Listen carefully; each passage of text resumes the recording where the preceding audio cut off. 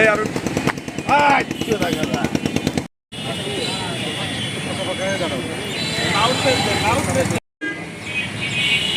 কথায় প্রকাশ আমরা নিঃস্ব। আমরা চাই বিশ্বের বুকে বাংলাদেশ মাথা উঁচু করে দাঁড়ায়। এটা আমরা জমির মালিক এনএস ন্যাশনাল হাইওয়ে যে রোড হচ্ছে, আমাদের ক্রয়কৃত সম্পত্তি রক্তে পানি করা সম্পত্তির 4.5 থেকে 10 লক্ষ টাকা। দুঃখজনক হলো কিন্তু সেই জমির পরিমাণ, সেই জমির মূল্য এখন তোমরা বিভিন্ন সময় উপযোগী নাম পরিবর্তন হয়।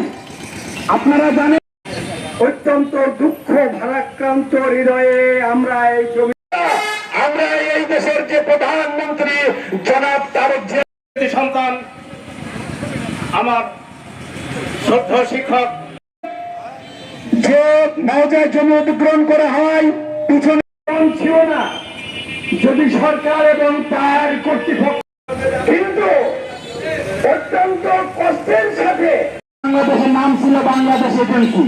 মোগল আমলের নাম ছিল 1982 সালের যে আইন ছিল,